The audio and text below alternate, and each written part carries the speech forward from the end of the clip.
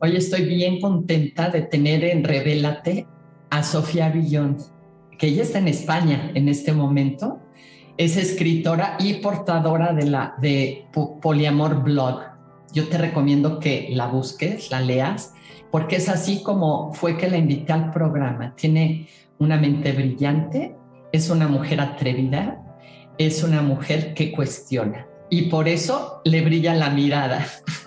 Bienvenida, Sofía, al programa. Hola Adri, muchas gracias. Menudo introducción, por favor, que me has hecho. Muchas gracias. Es que para lo que yo creo o lo poco que sé de ti, sí te considero una persona como la que acabo de describir, porque yo quiero centrarme. Tú tienes un libro, ¿cierto? Vendes un libro. ¿Cómo se llama tu libro? Sí, así es. Pues esta edición se llama Celos, así básicamente.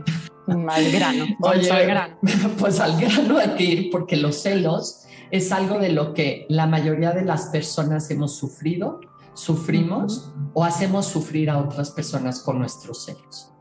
Y a mí me gustaría que nos contaras un poquito cómo salió este tema, cómo empiezas a escribir sobre este tema y cómo juntas lo escrito, pues, para plasmarlo en un libro y después compartirlo con nosotros. Sí, bueno, todo partió desde mi experiencia personal en lo que son las relaciones poliamorosas, abiertas o no monógamas, como queramos llamar. Y cuando yo empecé a transitar los inicios de este modelo relacional, pues yo empecé a sentir emociones o sensaciones que no había vivido antes y que tampoco llamaba celos en particular, ¿no? Porque no me veía como tal, ya que yo había entendido o aprendido que los celos eran más como las reacciones superficiales de las películas o de lo que se dice, ¿no? De controlar o enfadarte, ¿no? O los niños, ¿no? Para mí eso eran los celos. Oye, entonces, no tenía una noción realmente de lo que significaba. Déjame preguntarte sobre esto que me acabas de decir. Tú dices que, o entendí que sentiste celos cuando empezaste a probar o a practicar tener una relación poliamorosa. Antes, cuando tuviste una relación monógama, ¿nunca sentiste celos? No. De hecho, cuando empecé en el poliamor, tampoco fue algo que lo viví desde el principio, en plan, ahora abro la relación y ya lo estoy sintiendo, sino que fue más que nada en una situación en la que yo ya veía que me sentía como demasiado amenazada, entre comillas, ¿no? que es, claro. Y allí fue cuando empecé a sentir estos celos, que yo no lo llamaba tal. Y como que quería comprender lo que me sucedía, pues siempre me volcaba en la escritura, que era una práctica que ya casi toda la vida he tenido. Y cuando asumí que lo que sentía era celos, empecé a preguntarme cosas. Y así fue como le di un marco al libro, ¿no? Y todas estas preguntas son como cada capítulo del libro, y al final del libro también he puesto unas herramientas que a mí me ayudaron a gestionarlos y a poco ir superándolos o bajando el dramatismo. Exacto. Sí. Me gusta hablar de bajar el dramatismo o la intensidad con que se sienten. Sí, me encanta tu forma, tu lenguaje cuando hablas sobre los celos. Dime, por ejemplo, si pudieras tú tienes tu libro a la mano, si nos lee el primer capítulo, que son preguntas, ¿cuál es la pregunta del primer capítulo? A ver, el primer capítulo. Bueno, está dividido en 3 partes, ¿vale? Una primera introducción y un poquito de mí, porque es mi primer libro. Claro. Luego lo que yo llamo mi experimento, ¿vale? Que fue el momento en el que yo me fui a vivir con mi vínculo principal, vamos a decir, y varias personas más, que aquí fue cuando yo estuve en este contexto de amenaza, entre comillas. ¿Cuántas personas eran? ¿Cuántas eran viviendo juntas? Sí, vivíamos en la misma casa 4, igual había más personas, pero así que éramos del núcleo. Y luego cerca, o sea, convivíamos en la misma ciudad todos, en diferentes hogares, pero al final la convivencia, aunque eran diferentes casas, seguía estando en el barrio, vamos a decir, sí, ¿no? Claro. Entonces se compartían actividades o cosas. Y después está el apartado de celos, ¿vale? Y a ver, lo primero que... Bueno, lo primero y la introducción, pero no sé si leer esto. No, una página al azar. Exacto, no, y ni tan siquiera a mí me llamó la atención que dijiste, me hice preguntas. Sí, me hice preguntas. Yo creo que esas son preguntas que, híjole, si no las compartes, sí, claro. Sí, preguntas clave que de hecho yo lo puse al final, que es el método. Igual puse más de la cuenta, pero he puesto, bueno... En cuestionamiento no hay más preguntas, nunca puede haber demasiadas preguntas. Nunca hay de más, ¿no? Pues entonces una de las primeras preguntas que me hice, fundamental, porque yo quería entender qué era esto, era ¿qué son los celos realmente? ¿No? La palabra realmente fue la que me ayudó a responder esta pregunta, ¿no? Y aquí fue cuando me empecé a dar cuenta que los celos eran una construcción y un complejo de emociones y pensamientos, sensaciones físicas, ¿no? Un conglomerado. Entonces después la pregunta siguiente fue, bueno, ¿y de qué está compuesto este compuesto? ¿No? Y ahí empezó cada uno de los elementos. Y después, vale, emociones, ¿cuáles? ¿No? Entonces fue como ir armando una red conceptual, ¿no? De ir profundizando en cada una de las respuestas que iba obteniendo. Como que fuiste ordenando tus pensamientos, ¿no? Exacto. Luego, por ejemplo, cuando digo que son emociones, digo, vale, a las personas, por ejemplo, a las que guío, siempre les pregunto, bueno, ¿cuál es la emoción principal que estás sintiendo cuando sientes celo? Porque hay gente que tiende a vivirlo más como tristeza o baja autoestima, o tienden a vivirlo como más en silencio, y otras son como de más explosivas, o se enfadan, o tienen furia, ira, ¿no? Entonces es importante encontrar cuál es el ambiente emocional de cada uno. Claro. Porque a partir de ahí puedes indagar y profundizar en las respuestas que necesitas. Por eso me gusta siempre recordar que los celos son un complejo, ¿no? Y que tú mismo puedes definirlo y puedes escribir tu libro de los celos, siempre digo, para tú mismo ir gestionando los elementos que conforman estos celos. Y trayéndolo a las relaciones abiertas, pues también tiene que ver una parte con lo que es la deconstrucción de tus ideas sobre lo que significa ser amado o amada, o lo que significa ser correspondido o correspondida. Quizás te enseñaron que ser correspondido es que seas exclusivo o exclusiva, ¿no? Entonces, claro, cuando hay un contexto que te rompe el patrón, te saca de esta zona de confort del amor, vamos a decir, es normal que uno siente un cóctel de sensaciones y emociones y dudas. Dímelo, pónmelo en tu contexto personal. ¿Tú qué sentiste? Sí. ¿Tristeza o explosión? Fue muy curioso porque por eso también el libro, porque yo iba sintiendo como diferentes... siempre fui más de introspección y de tristeza, ¿no? Siempre fui como más tranquila. Uh-huh.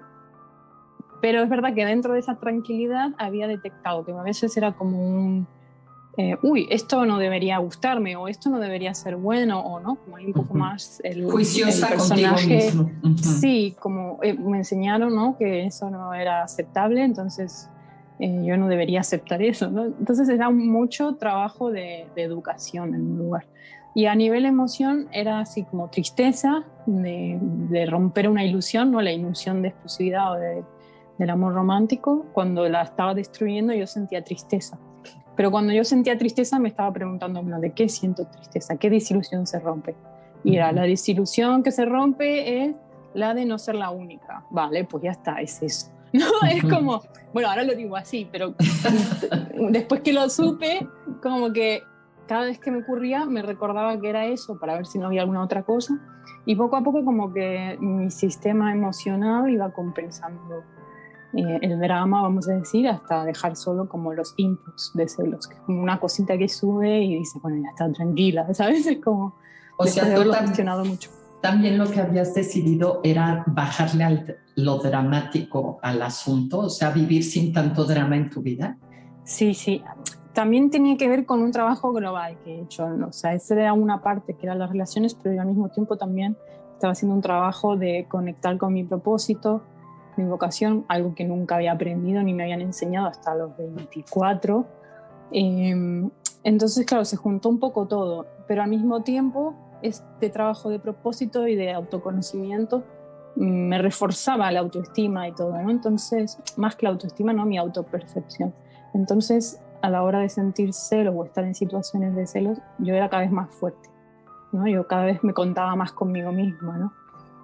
Dejaba de ser tan débil o tan hipersensible, vamos a decir. Claro, ¿no? es como ir recuperando un poder que habías soltado. Exacto. Y que vas recobrando con tus propias herramientas por estar cuestionando. Exacto. Por estar cuestionando, aceptando lo que veo y eligiendo ser yo la dueña de mi vida, vamos a decirlo de esta manera, ¿no? Pues sí. Sin por eso ser egoísta o vivir aislada o solo lo que yo quiera, ¿no? Sino como... es complicado de expresar. Es que es como dominar esas emociones que te dominaban a ti, tú ser más fuerte que ellas. Exacto, exacto, autonomía. Exacto. Y después también he detectado, por ejemplo, muchas veces había situaciones que me parecían excitantes y claro, era como, ostras, este placer no lo puedo sentir, era como tabú, no sé qué. Y ahí fueron detalles como un piquito en la boca de mi pareja, otra chica, era como que me excitaba, pero tampoco quería ir a más, pero era como, bueno, reconocer que eso era algo bonito y que me estaba gustando físicamente y ya está, ¿no? Creo que pongo en el libro ese ejemplo. Oye, Sofía, cuando tú estabas viviendo este proceso, tú ya estabas viviendo en la relación poliamorosa, o sea, ya estabas en esa casa con estas 4 personas, con tu vínculo principal. Sí, sí. Y él es un él, ¿verdad? Sí. Él no tenía celos, él ya había pasado este proceso, o también ha vivido celos él. No, él sí que tenía mucha más experiencia y me ayudó mucho para poder comprender lo que me ocurría. También sabía como cuando yo estaba en un momento de mucho estrés, pues no hacer cosas porque sabía que a mí me iba a dar un estrés que yo no podía ser capaz de gestionar. O poner acuerdos para que se pudiera conseguir lo que todos queríamos, pero de una manera en la que... era suave también para ti dentro de ir aprendiendo esto, ¿no? Exacto. Y claro, como tenía experiencia y sabía gestionarme y saber gestionar personas, pues sabía poner esos acuerdos y no quedarse como en el egoísmo de yo quiero hacer esto, ¿no? Sino, ¿él es mayor que tú? Sí, es mayor, sí, tiene mucha más experiencia y sabiduría en ese sentido, ¿no? ¿Y sigues con él? Sí. ¿Cuánto tiempo llevas de relación? ¡Ay, qué padre! Claro. Al menos eso es el plan, ¿no? Sí. ¿Ya llevan un rato? 8 juntos? años. Ah, buenísimos. Ya es una yo le plataforma. Un poco más. Ah, qué bonito. Sí, proyectos y bueno, muchas experiencias. ¿Y qué? Ay, te iba a decir algo. Me estabas hablando de que decías de que era un ejemplo que habías puesto y que habías puesto otro ejemplo en tu libro. Sí. Del piquito o de algo así me dijiste. Sí, y no me acuerdo ahora qué iba a decir. Bueno, no importa. No importa. Sí, me acuerdo de otro ejemplo, pero ahora no. Sí. Pero me puedes decir, por ejemplo, de otra pregunta, algo que más que te cuestionabas en el libro, si yo tuviera el libro en mis manos, que todavía no lo compro, ¿está en Amazon? Sí, en México están algunas librerías. Me ha llegado una foto de alguien que la quiere y me dijo, librería Nirvana, ¿puede ser? Ajá. Bueno, pero no sé, de México es enorme. Pero que tú puedes pedir por encargo, en plan, o por Amazon. Sí. Por Amazon, claro. Sí. Y entonces si yo paso tu introducción y empiezo, antes de llegar a tu método, estos capítulos tienen que ver con preguntas que te seguías haciendo sobre los celos. Sí, y preguntas y ejemplos de mi vida, así como este que te conté, o tengo otros, por ejemplo, el día que me da vergüenza porque no me gustó haber hecho eso, pero bueno, lo digo, que claro, a veces cuando analizando los celos, uno de los elementos de los que hablo siempre son como las reacciones que uno tiene cuando siente celos, ¿no? Que suele ser como lo que a muchas personas no les gusta a veces, ¿no? Después se arrepienten de haber reaccionado de determinada manera con la pareja. Y yo me acuerdo, ay, qué vergüenza, que me da vergüenza y me da culpa, que yo había puesto, mi vínculo me regaló una bicicleta ¿no? Cuando llegamos a Barcelona, pues un regalo que hizo fue me regaló una bicicleta porque ahí la iba a necesitar. Y, y como no sé qué ocurrió y yo sentí celo, pues dije, voy a vender la bici, lo pongo en el anuncio. Pero después lo quité al momento, pero me subió esa cosa, ¿no? De la venganza, entre comillas, o voy a hacer esto por esto, ¿no? Que es una actitud súper de niña, pero que esa situación me lo hizo ver, ¿no? Sí. Y nunca más lo hice. Te lo disparó como le dispara a millones de parejas cuando tienen este miedo de que su pareja le esté poniendo atención a alguien más. Entonces le devuelven sus cosas, esta cadenita que me regalaste. Sí, sí, no. Aquí está todo lo tuyo, ¿no? Como si con eso te deshicieras de los celos mismos. Sí, fue un sentimiento ahí es verdad, como no venganza, pero algo así, ¿no? Y al mismo tiempo de poder, ¿no? De sentir poder, tengo poder, hago esto. Después me arrepentí claramente y la quité. Y bueno, encima lo quité, no estuvo ni 2 horas publicado, pero bueno, fue el tiempo suficiente como para que otra persona lo vea y se lo comunicara. Uy, madre mía. Claro, él se sintió súper dolido. Y después me compró un timbre de bici que dice I love my bike, ¿no? Ajá. Amo mi bici. Para que no la sueltes. Para no soltar ni tu bici ni tu vínculo. No, exacto, y todavía la tengo la bici ahí. Pues qué bonito. Entonces, el proceso que has vivido y el compartir este libro con nosotros te ha llevado tú das como consultas, hay gente que te habla para preguntarte cosas. Sí, Cuéntanos de esa experiencia tuya.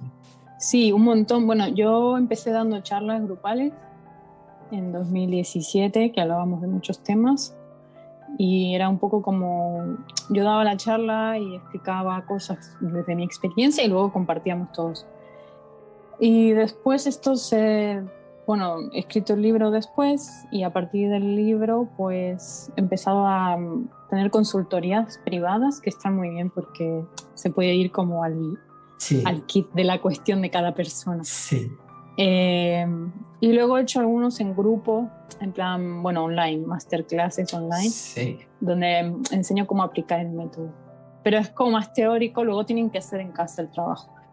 Las sesiones son como hacemos el trabajo juntos y poco a poco vas aplicando el método hasta que ya luego de tanto hacerlo ya no me necesitan, ¿no? Exactamente. Sí, porque la gente igual quisiera que nada más por leer el libro ya voy a dejar los celos. Por entrar a un masterclass con Sofi ya voy a superarlos. Pero el trabajo es de uno. El atrevimiento, la decisión, el cuestionamiento es personal. Exacto. Sí, uno puede dar todo y espera siempre como que, bueno, yo por lo menos es como, espero que ahora con esta sesión ya mañana lo tengo clarísimo y no, y es un proceso a veces. O sea, te ayuda, te da direcciones, pero luego tienes que aplicar y recordarte de aplicar. A mí me gusta leer tu blog, me gusta. Me gusta cómo te expresas así súper personal, como uno que acabo de leer. Dices, ahora me voy a ir más personal, ¿no? Sí. Y te sueltas. Sí, aviso, por si acaso. Ya avisas. Ya avisas. Esto es, ¿tienes el plan de hacer otro libro? Sí, tengo ¿Estás en él? Sí, 2. Tengo 2 más. O sea, este libro de celos sería como parte de una trilogía, que no es una trilogía en el sentido de que necesitas leerlos todos para comprender, porque igual solo te interesa el de celos. Pero tengo otro que es sobre enamoramiento, que es un poco la misma historia que con los celos. Yo quería comprender qué es esto.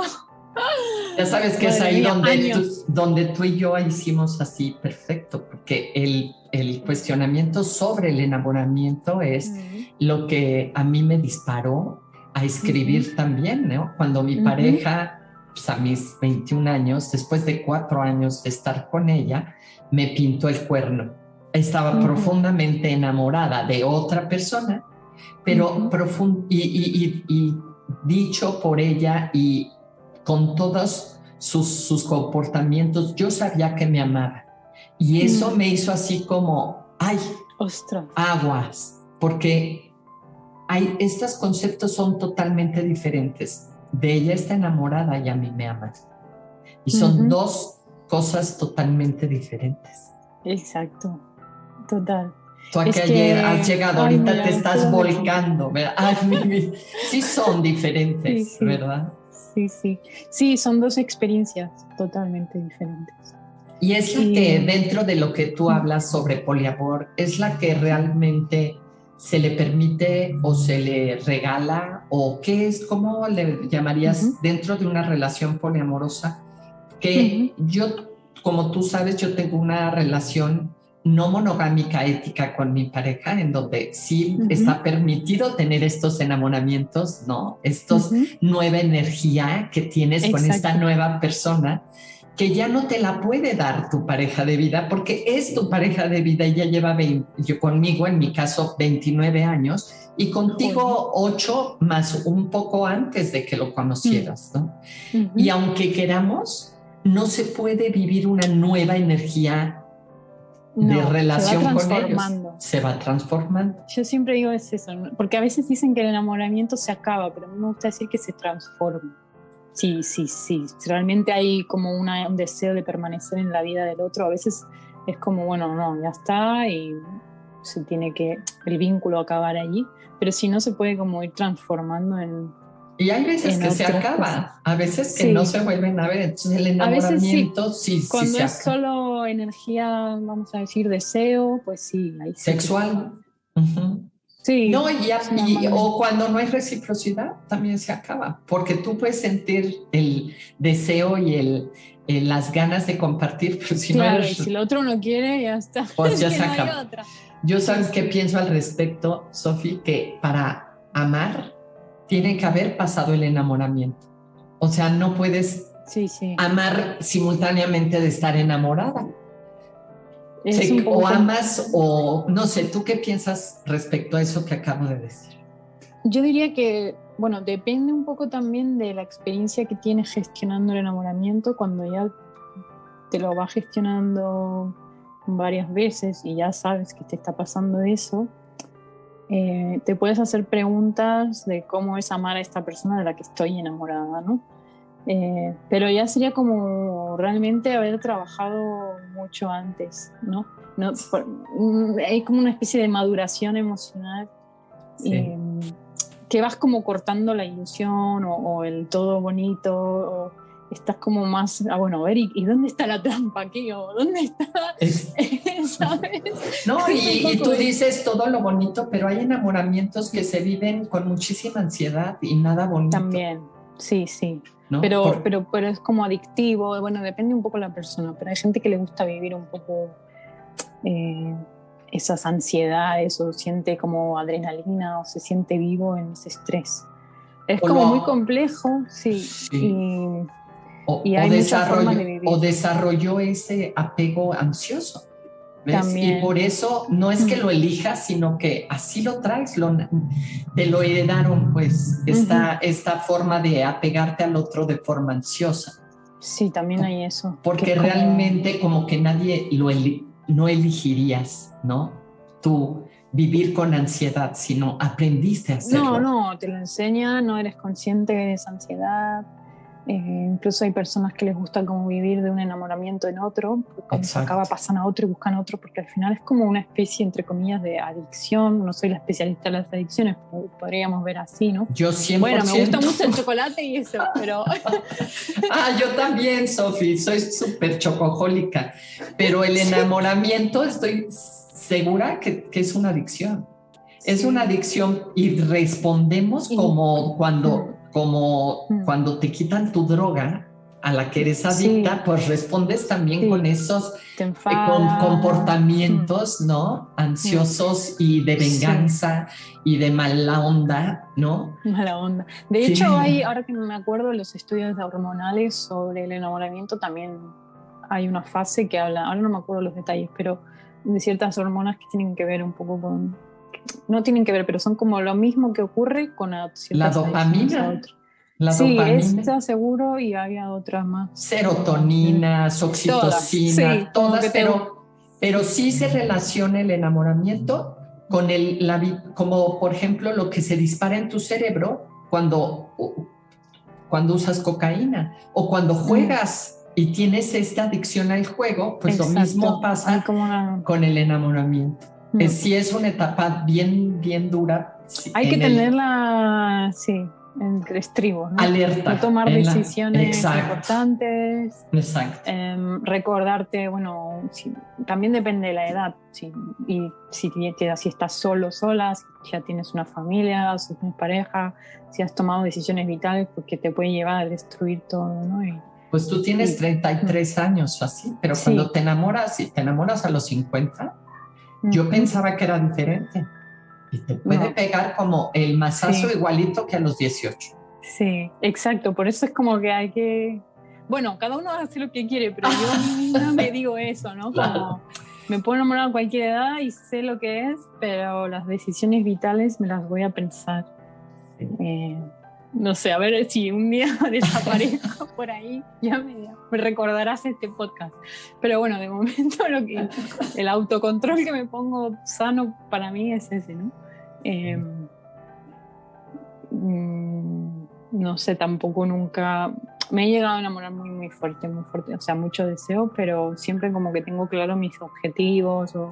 ¿Todavía estando con tu vínculo principal? ¿Has vivido estos enamoramientos fuertes? Sí. Muy diferentes todos, depende de la otra persona. ¿Cómo lo gestionaste super adicción, esta super necesidad que te da de quiero estar, pienso todo el día en esta persona? Sí. ¿Cómo lo gestionaste para no dejar de poner atención a tu vínculo principal? Bueno, claro, como ya yo es que ahí estaba viviendo dos cosas a la vez. Fue al final, siempre digo que vivo en un experimento, en un gran experimento para luego continuo, volcar y escribir y decirlo. Pero viví como dos situaciones. Esto de amar que tú contabas, ¿no? Súper profundo, cálido y de elegido y al mismo tiempo lo otro, ¿no? Y como lo viví como cada día vivo con quien estoy y lo que estoy haciendo, ¿no? Porque yo además tengo mi amor a mí y mis proyectos, ¿no? Que también son como mi brújula, ¿no? Y siempre como la prioridad es el trabajo, mis proyectos, entonces las personas que me siguen o están conmigo o eligen vivir conmigo tienen su prioridad de acuerdo a lo que es necesario en ese momento, ¿no? Entonces... fue muy intenso, pero también yo me autodirigía, ¿no? O sea, me recordaba tampoco recordaba, pero... ¿Te autoterapiabas? Sí, y disfrutaba el vínculo este nuevo, que era todo así como excitante, pero... Bueno, escribí mucho, pero nunca me vi como cuando era adolescente, que de repente solo quería estar con esa persona y no, eso ya no me pasa. Sí. Tengo mucho deseo y me pregunto por qué, lo escribo todas las fantasías que me provoca. ¿Te inspiras? ¿Eres poeta, Sofi? Sí. ¿Has escrito? Es que te lo pregunto porque yo también soy y totalmente me inspiraba y me sigo inspirando en los enamoramientos y desenamoramientos que vivía, porque algunos poemas son súper tristes. Ay, los quiero ver. Bueno, no sé si se puede acceder a ellos. Claro que se puede. Yo tengo un libro que se llama, fíjate, Volando Alto y al Ras, que es como el yin yang de la vida y del amor.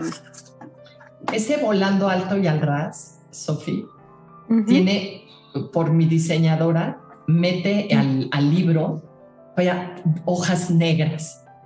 ¡Wow! Que son cuando voy volando bajo. Y entonces tengo uno de volando alto y son poemas así, ya sabes, de uno que se llama No tiene nombre, porque no sabía yo cómo llamarle a esta relación y si le ponía nombre era como definirla y limitarla y entonces y sigue sin nombre, ¿no? Esa relación. Pero también como cuando viene el desenamoramiento, cómo quiero guardar en un cajón todos estos deseos que tuve y no volverlos a ver y no volverlos como si pudiera ser posible nada más como con un switch aprender Sí. y apagar ese dolor que se siente, al que le tenemos mucho miedo, y por eso hay muchísima gente que no le quiere entrar ni tan siquiera al enamoramiento. No, es verdad, eso es lo que te quería decir antes. Hay mucha gente que su forma de gestionarlo es me voy, huyo, ¿no? No llegan No sienten quieren enamoramiento vivirlo. y chao. Sí. Como salen corriendo. Sí. Y yo lo que sí trabajé mucho esta vez fue como el deseo, ¿no? En este enamoramiento trabajé mucho más como en el deseo.